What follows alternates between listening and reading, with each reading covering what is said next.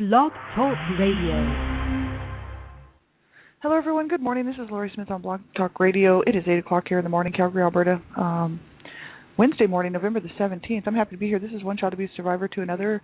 We're on for 30 minutes. It's a live internet streaming radio broadcast from blogtalkradio.com, and I popped the link into the chat room there. I wanted to continue looking at the article that we were looking at yesterday from angerresources.com, www.angerresources.com, ANGERRESOURCES.com. That's a great website put together by Dave Decker and Michael Obsatz. They're both the counselors or therapists in the field of anger management, domestic violence, and whatnot, and they kind of cover everything on that website. It's a great website, and I hope you will go check it out. And I want to continue looking at this article that we were looking at pretty much yesterday and the day before, the impact of abuse on women. And he's specifically talking about women here in this article. That he doesn't sort of focus on that on his website, but he did include this, and I think it's important to take a look at it. And we worked our way pretty much halfway through there yesterday, and we left off. I'm not going to go back through it all. You can go back and check it out, and on the website, right? It's great information. So I'm not a counselor or therapist. I'm just a private citizen paying to do my own shows on Blog Talk Radio. I'm a survivor of child abuse, and I just wanted to be one more voice out here talking about it. You know, like the shame does not belong to me. Certainly doesn't belong to anybody who's been abused. The shame belongs to the abusers, right? And I'm more comfortable talking about it than I was being abused. And I thought, I can be a voice. We can all be a voice, right? It's a matter of what you personally choose to do. Some people choose to, be a voice through their art. Some people choose to be a voice through music or through dance or through writing, or through many different avenues, and I just want to be another voice out here speaking out against abuse, because society just wants to keep it all nicely tucked away, as if it just doesn't exist, and we all know that it does. And sadly enough that, these headlines roll out all the time with these poor kids and people, torturing their children and children dying at the hands of their parents and caregivers and other crazy, sick individuals, child sexual predators and whatnot that become violent and kill children, and it's just horrible. The majority are parents killing their children, or the boyfriend, girlfriend of a parent, right? And 90 to 95% of abuse happens within the home, right? And if we don't start talking about this stuff, it's not going to change. And so that's why I thought, I see a lot of people out here talking about it, and because of what I do. I'm the Canada Regional Director for Dreamcatchers for Abused Children, and of course I'm hooked up with lots and lots of advocates and people really around the world who speak out against abuse of any kind, really, but especially child abuse. And there are lots and lots of people out here talking about it, but it's not mainstream. Where do you see it on the regular television? We might see one commercial during the year that says, stop domestic violence, stop child abuse. That one commercial, one time a year, is not going to cut it. And, so I thought, hey, I don't mind being a voice, and I have nothing better to do with the rest of my time. So I thought, no, I'll just be a voice, and that's what I'm doing. So you have to listen at your own discretion. My shows are extremely sensitive because I'm talking about the real issues of abuse. So I'm not, making it sound good or minimizing it to make it sound better or more pleasing or more pleasant, you know what I mean? I'm just telling it like it is. And so it's very sensitive material, so you have to listen at your own discretion. And if you think it just might be, too stressful for you or it might bother you, then you have to turn the show off, because it is ultimately your discretion. You listen at your own discretion. Young people under the age of 18, I ask that you have permission to listen to my show, mainly because there's a lot of adult content on my show, and anytime there's a chat room present, I think young people under the age of 18 should have an adult know what you're doing online, and check the shows out, and do, have an adult check out what you're doing online to make sure that that you're safe and that you know how to keep yourself safe in a situation right online, because there's a lot of sick people out there who would like to hurt children, and they don't mind doing it at all. And they get busted, but not enough of them get busted, and there's literally tens of thousands, if not hundreds of thousands of people out there online trying to get a hold of children. And the FBI and ICAC have a great website. The FBI, I really like this website, regarding internet safety. So just go to FBI.gov and then click on the links for internet safety, and it'll take you to their web pages, and they have some great information on there about how to keep yourself safe online, right, and your children. It's so important. So we'll get right into this article here. And we left off yesterday talking about death of the spirit, having difficulty being spontaneous, playful, and having fun. Dave Decker here is talking about the impact of abuse on women, and yesterday we were looking at, that if a woman's abused, there's all this stuff that could happen to a woman. It doesn't necessarily mean that it would, or that every woman would experience all of this stuff, because that's true, but that they might experience some of it, and that would be the reason why with abuse of women, right? Lack of interest in sex with partner, loss of emotional closeness, love, trust, and respect for her partner if her partner is abusing her, right? The abuse might make a woman feel isolated, right? Lonely, feeling disconnected from others, loss of respect for herself, right? Because she stays in this relationship. Why do I stay in an abusive relationship? This is what Dave Decker kind of points out here. And it's really quite, this is all stuff that I completely have seen my whole life. And I've not even just in my own family situations, but other people as well, friends and whatnot. And it's horrible. And even today, I know people in this situation. So, it's absolutely horrible. And we really, honestly have to, not allow ourselves to be abused. If you are being abused, you have to do the right thing and get yourself some help. And if your children are being abused, you have to do the right thing and get them some help, because it's the law. We really can't, we shouldn't be tolerating abuse. And it's sadly enough, look at how many people around the world are abused every day. Not just North America, but like all the way around the world. It's absolutely horrific, right? And it's totally preventable. And the reason I say that is because abuse is a choice. No one has to abuse another person. Like no parent has to abuse their child, right? They can think before they speak. They can think before they act. They can think before they pick up the object that they're going to hurt that child with. They can think before they lash out at the child with their fists or whatever. And they can think before they speak, before they lash out at their child verbally and emotionally, right? Making the child feel so small and so unwanted.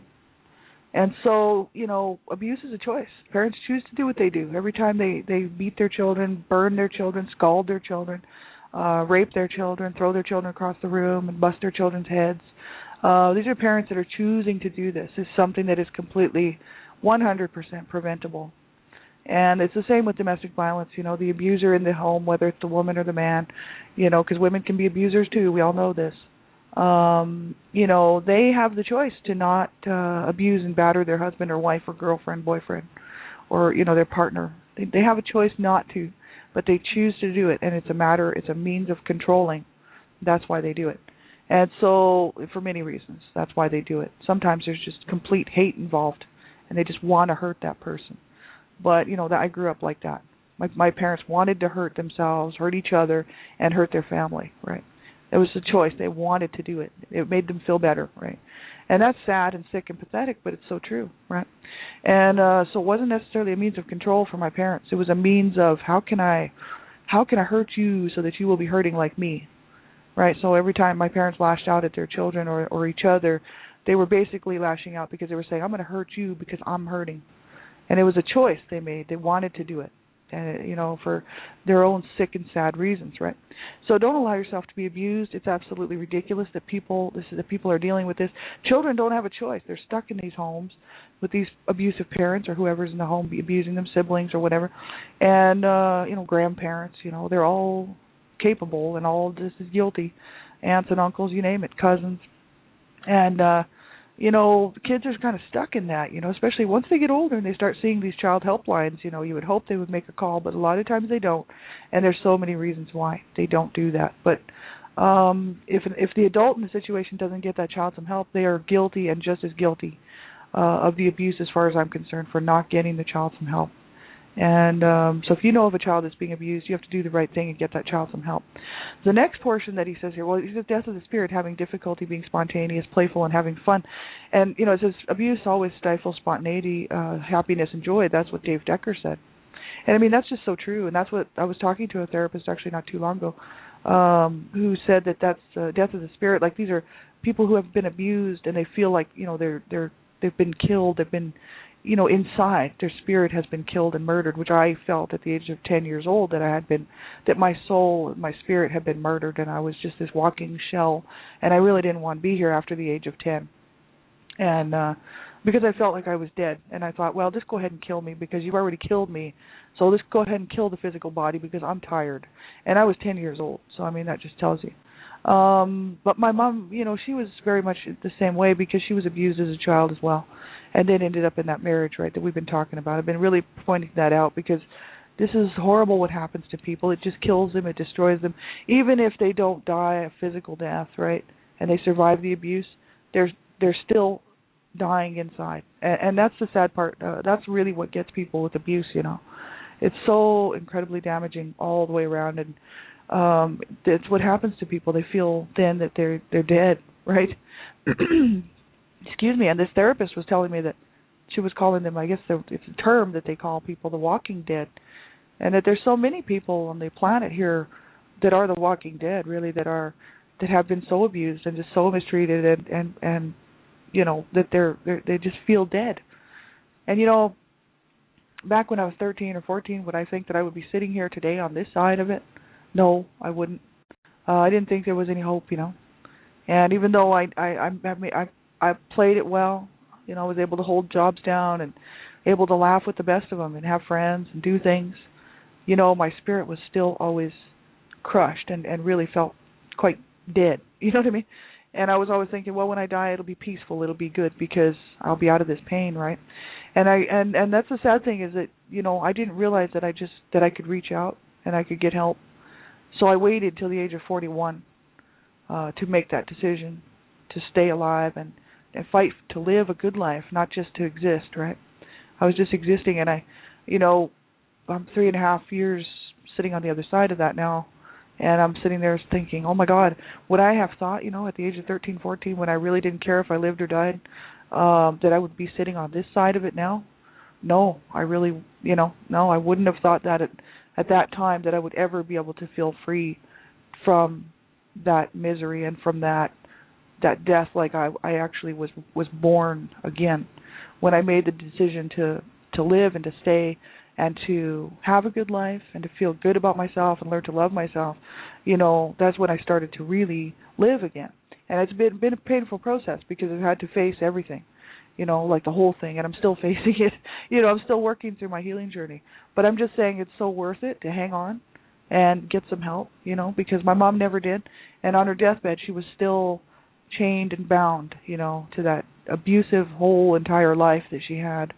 And it mentally, emotionally, physically, psychologically killed her whole entire life every day, a little piece by a little piece by a little piece.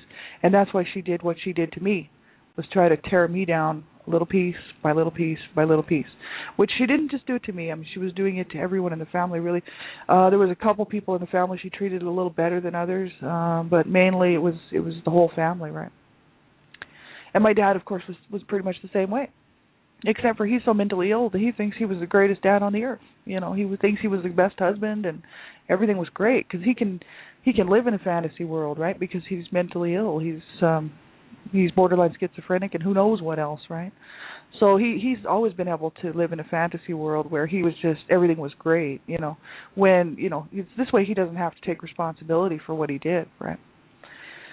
And it's pretty sad, but that's what people do. And he was suffering as well. I know he was abused as a child, and his family's not saying much, but there's some weird stuff going around about his family that, people conjectured there may have been some sexual abuse or something. I don't know, but the people are very tight-lipped on his side of the family, and they're not saying nothing, and they're all in their 90s, and it's like, well, so what are you going to do? But I think there was some serious problems there, so I'm pretty sure he was abused as well. And he was physically abused. His ears were broken by someone in the family. I don't know who it was, but somebody busted his eardrum so he could never hear properly after that. There was physical abuse as well, but I think it was more than that. It was a lot of psychological abuse and probably some sexual abuse in there too. So, both my parents were these people who, had they gotten some help, it's so unfortunate that they didn't get some help, but they were born in the 20s, lived in the 30s, 40s, 50s, the whole era that, everything's great and we don't air our dirty laundry anywhere. And they didn't want to, they didn't know, you know what I mean? They just continued to live this pathetic life, So I would say if anybody out there, if you're suffering in an abusive relationship, man, make sure that you do not allow yourself to be victimized any longer, you know what I mean? Like, get yourself out, get yourself up, and it might take a while to get yourself back to a decent life. It's taken me my whole life just to get where I'm at right here today. Just to make the decision just to do it. That's what you have to do. and make some phone calls. Talk to some professionals. That's what I would say. People who know and have the information, and they know because they've been trained and they have the necessary information for you. You know, for domestic violence counselors, people, you know, crisis lines, family crisis lines, suicide hotlines. These are people that have the training and the know-how to help. You know, me, I can help in a way just by being a shoulder, because I've seen the worst side of a person could possibly see. I've been there, lived through it, and thank God, you know, wasn't killed physically in the situation. But you know, I'm not trained in that field, so that's the whole issue. I would say call a professional. You know what I mean? And get some help, right? So disappointment, he lists here, disappointment is the next one, about the loss of dreams and hopes for the relationship with her partner and for her own life, for loss of the ability to accomplish life and career goals. This is a woman being abused in an abusive relationship, right? So there's a disappointment there. My mom was always talking about being disappointed, and you know, not just with my dad, but just with life. You know, she was disappointed that she was abused as a child. And then she was disappointed that she was in this marriage that she was just not happy in. And she was disappointed with the fact that she had all these kids and didn't want them. That's why I couldn't believe that she would beg the courts and plead the courts to allow us to stay in the home. I think that was some sort of a strange last-ditch effort to hang on to something that never really was. You know, she didn't really. I think she wanted to prove that she was a good mother, you know, so she begged the courts, let him stay. I don't want to lose my children, because she didn't want to admit to the courts that she didn't want all those children, right? And I think that's the sad part, because honestly, she didn't want us, and she literally told me that many times. Not just me, that I wasn't just me that wasn't wanted. She didn't want any of us. And she drummed that into my head from the time I was born until the day she died. You know, well, the day she died on her deathbed, she didn't say that, but the year prior to it, she did. You know, so I was 30 years old, 29, turning 30, and she said it again. She, you know, and I couldn't believe that she said it again after all these years. I'm thinking, well, maybe she was wrong at first. You know, maybe she was wrong for the first 18 years of my life or 19 years of my life. And then, you know, there was an 11-year period where maybe she rethought it out and that she did want us. You know. It's like, but then I found out after that 11-year period that she didn't want us, that she never did want us, and then I was just like, you got to be kidding me! You could have let us go. We could have all been hopefully adopted out to people who would have loved us and cared about us and wanted us in the home, and were going to treat us decently, you know, and not hurt us, right? And that's the sad part. You know, people often do that. You know, they don't think things through very clearly. Disappointment. So she was very disappointed in her life, you know, and anybody who's being abused can end up that way. And, you know, if somebody has to ask me, you know, are you disappointed with your life? I would say absolutely not. Because I've met some awesome people in my lifetime. See, that's the thing. My mom could not find any joy in the fact that her children loved her. I told her, I said, you know, your children love you, Mom. How could you say these things? You know your children love you, even though, you know, there was all these problems and there was all this abuse. We're not even holding that against you. We love you. We always have loved you. And she was like, I don't care. You were worth nothing to me. Nothing. And I was like, you can't say that to me, because you just fought the courts when I was 2 years old to let all of these kids stay in the home, you know, because you didn't want to lose your children. That's all you had, you said, right? That's what she told the courts. And so the courts allowed us all to stay in the home with supervision from the social workers. And the whole issue is that, you know, then what, I got to hear 27 years later that she never wanted any of us, and that it was just, you know, I couldn't believe it. I just, you know, it's just something I just didn't want to hear. But the thing is that, you know, I thought that the love of her children should be enough, and it wasn't. But I've met some awesome people in this lifetime that I would be sadly sorry had I not got to meet them. You know what I mean, and spend time with them and get to know these people, you know. I've had some awesome friends, you know, like friends that, I mean, you would wish that you could have, I wish everybody could have friends like the friends that I've had in my lifetime, you know what I mean? I've had some awesome friends in my lifetime. And so, you know, am I disappointed? No.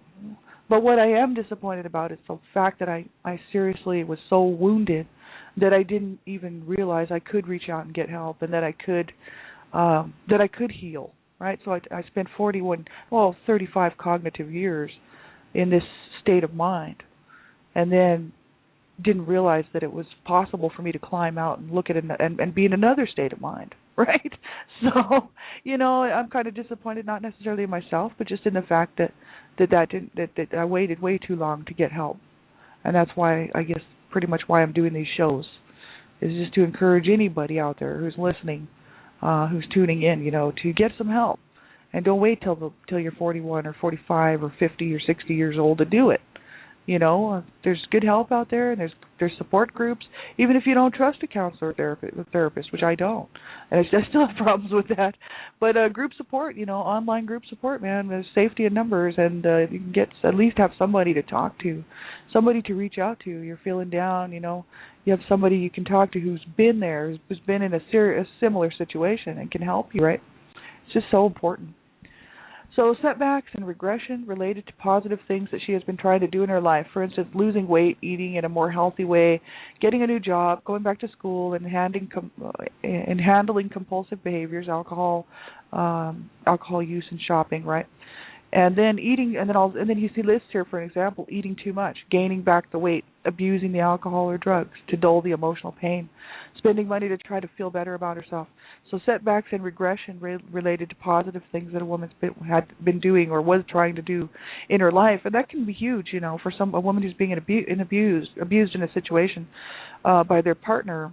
That they might be trying to do things, and things might be starting to look a little bit better because they're working on things, trying to stay positive, trying to, eat healthy, stay healthy, maybe think about going back to school. And because of the abuse, they can't do it. They start eating too much, gaining weight, doing any number of things that are detrimental to themselves, or just not kind of negate the positive stuff they had been working on. And that's always very sad, when people are trying to get ahead and then something knocks you back down. And it's generally abuse or a partner that would do that, right? But sometimes it's other things, financial reasons or whatever, or just too much stress, too much going on, right? And so setbacks in life, that's always hard on people. Poor physical health, frequent illness is another issue for women who have been abused, right? Due to the ongoing stress in her life, poor physical health and frequent illnesses. And my mom was like a perfect example of this because she was so incredibly sick her whole life, because she was abused as a child. She got into that marriage that I keep telling you about, and it's absolutely ridiculous what happened to her. She was already compromised when she was married, and then she was even more compromised, and every child she had put her closer to death, and it's like she was almost dead so many times. Even when I was a kid, I was kind of always concerned that every time she went into the hospital she would die because she was always so close to, the doctors were saying, well, she might make it, she might not, right? She would hemorrhage. And one time this mirror fell on her head when I was at home. I was about 4 years old. This big, huge, heavy-duty wall mirror that probably weighed, I don't know what it would have weighed. It was so incredibly heavy. It was bolted to the wall. And this thing came down on her head while she was talking to a neighbor on the phone and bashed her head. And then the glass from it actually flew into her legs. And while I was sitting there, I was watching, and all of this glass, these shards of glass, big chunks of glass were in her legs, and blood was just spurting out all over the living room. And I was just like, oh my God. I was just like a little kid, so I didn't know what to do, right? And she was half unconscious there, and I could hear the other person on the phone yelling, "Are you okay? Are you okay?" And it was the neighbor actually next door. So she phoned and phoned the ambulance, right? But my mom, her health already was so bad, and then she would have these type of things happen to her, and then of course just the abuse with my dad and the abuse of the physical issues that she had. A lot of them were because of the pregnancies so many pregnancies that she had, and she didn't take care of herself. She was so depressed and so down. She was manic depressive, and so she would stay up all night because she was trying to sort of avoid the fact that my dad would try to rape her, right? And when he would force himself on her, a lot of people like to use the term force themselves on others, right? That's rape. I'm sorry. When you have to force yourself on somebody, you're raping them. So my dad was a rapist, yeah. So anyway, she would be staying up all night smoking cigarettes because she couldn't stand the thought of going to sleep because this man would try to attack her and rape her, right? And this is exactly what would happen unless somebody was standing guard over her, which was absolutely ridiculous. And then she was just miserable. So she just didn't take care of herself. She wasn't taking care of it. She was just a mess, right? And it was a horrible, horrible way to see a woman live their life, right? Dishonesty, lying, this is something else they might do to try to avoid their partner's explosive and hurtful reactions. They might lie about things and not be honest, right, just because they don't want to be abused even further. Abusive behaviors cause people to do all kinds of stuff, right? Having affairs, emotional or sexual, looking elsewhere to find more respectful, meaningful companionship. I guess this can happen. I don't know. My parents didn't sleep around. I truly believe this. My mom obviously did not sleep around. My dad, she wasn't the type. And my dad, of course, made her feel like she was the type the whole time they were married, calling her a whore and a slut, and she was just a harlot and sleeping with the neighbors and the postman. And I was the postman's kid, of course, and we were all somebody else's kids, right? He didn't take any responsibility for any of us, right? My mom, of course, I was very hurtful to my mom because she said, well, unfortunately, I wish that I had those relationships with these other people because I certainly haven't enjoyed the one that I've had with you. And so, he would be like, that's how they were, right? And my dad, I don't think he ever slept around. I'd like to think that he didn't. Who knows if he did or didn't. He would be the only one that know that, and the other person. So I think that he didn't. I think that he's just psychologically ill. He's not manic depressive. He's got borderline schizophrenia, so he's paranoid. So he's always paranoid that my mom was having these affairs and sleeping around, right? When she wasn't, right? Sad, very sad. But I know that people do, right? They're in these unhappy marriages, and there might be abuse going on, or at some point, and then they look elsewhere for something better. And you can hardly blame people, right? But the thing is get out of the relationship, man. Whatever you have to do, having an affair isn't going to solve the problem, but getting out of the relationship will certainly be a first step to getting yourself healthy and whole and back together, right? I mean, abused people just shouldn't be. They should get themselves together before getting into another relationship, because a lot of times you leave one and you get into another one and it turns out that you're just going to be re-victimized again because you have not thought properly about what you're going to allow someone to do to you, what you're going to tolerate. These people might be handing you every kind of line you can think of, and life will be so much better if you come with me, and that who knows, they might just be another set of abusers. I think it's just a good idea for people to not jump from one relationship to another and get themselves straightened out first and find out that they truly can stand on their own 2 feet and make their own decisions without being abused, and that they can choose their own partner, and that they have the right to choose someone who is not going to abuse them ever again, and actually that they should do that. Make sure that you're not re-victimized. You get yourself out of a relationship, an abusive relationship, and then you end up re-victimized. That is dumb, and people do it, right? People do it all the time. My sister did. She was abused as a child. All of my siblings were abused in my home. I was not the only one. And my sister married a man who was abusive. She left just the same thing my mom did. Abused as a child and then married an abuser. That's what my sister did. And even my sister's boyfriends are abusive. She picks people that she's used to dealing with, abusers, right? Me, I go for the opposite. And I want somebody who's going to treat me with respect, who's going to be there for me when I need them and expect me to be there for them. And we're going to be a partnership. We're going to be a team. And it's going to have to be based on the very fact that we love each other more than life itself, because that's life.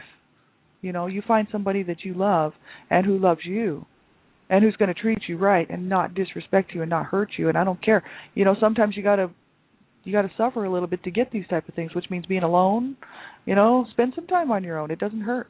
And do some different things. You know what I mean? And just make sure that you get yourself out of these abusive relationships, and get yourself into a healthy relationship and have a healthy life, right? That's what we're supposed to be doing. And that's the only way we're going to change this world, is if everybody makes a decision to do this and not pass on the cycle of abuse, right? So we'll finish this up tomorrow morning. I'll be looking at the rest of this article here tomorrow morning. And you can go there, www.angerresources.com, Impact of Abuse, right? It's a great website. I'll be back on tonight with Dreamcatchers Talk Radio, as well as my own show. Excuse me, my voice is starting to go. And then I'll be back on... tomorrow night. But Friday, we're going to Paso Robles, California. Dreamcatchers for Abused Children is going. We've been invited to the State and Fate of Children, the Paso Robles Film Festival, State and Fate of Children, by Binford Stanley, the director and producer. So we're going out there to be a voice for children, a voice for to say we're going to shout it out. We got to stop child abuse, man, and we're going out there to be a voice for children and a voice for anyone who's ever been abused, who is being abused right now, and who will be abused. We're going out there for the children, and it's not for a good time. It's not for fun. This is not fun. You know what I mean? But the whole issue is it's great to be able to go to be a voice, you know. And I just, you know, I'm so thankful to be able to be going. But I'll be there with them.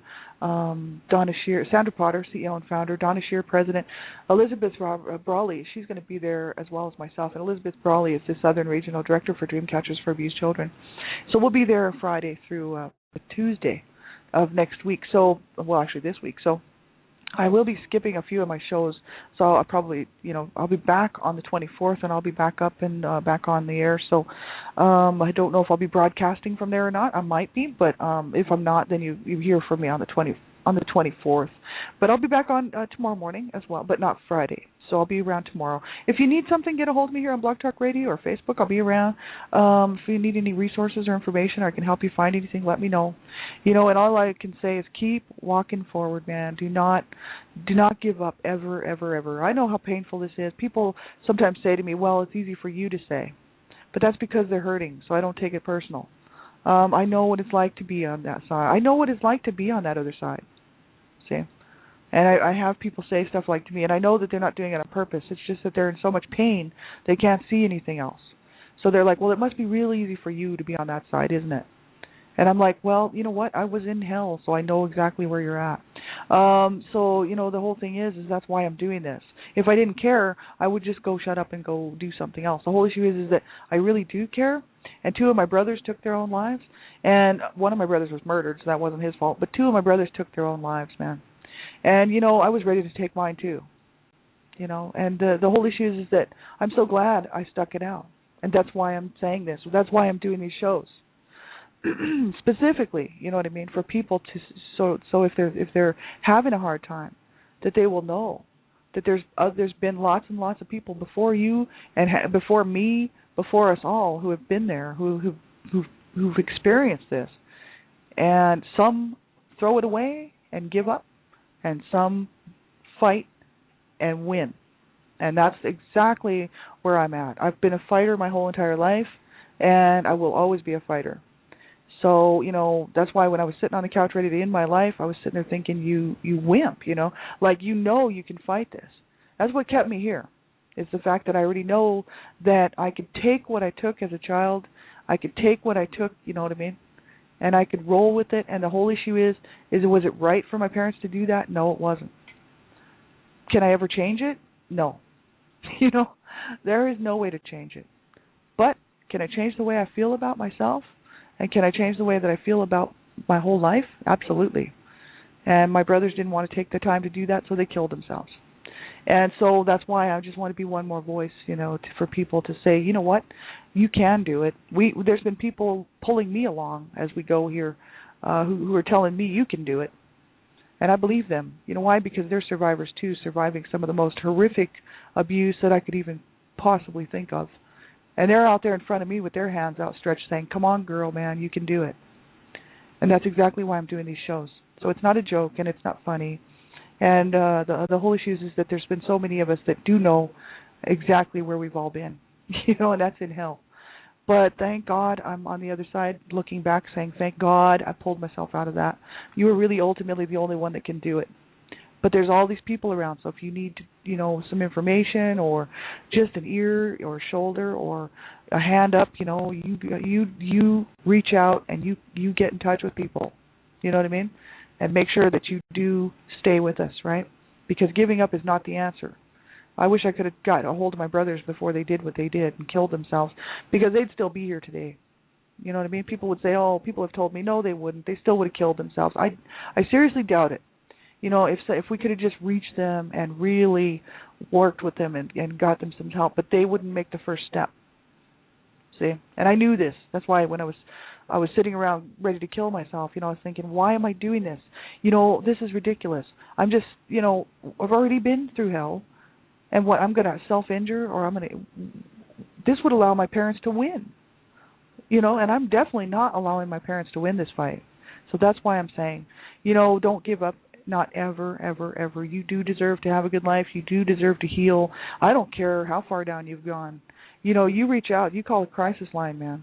You know what I mean? You do what you have to do to stay here, get yourself well. Because you do count and you do matter, and I don't care what anybody's ever said, right? So that's the whole issue. So have a good day, everybody. We'll talk to you again tonight. I'll be back on, and you can check my show page in as well as Dreamcatchers Talk Radio. So take good care, okay? Take care of yourselves. Talk to you soon.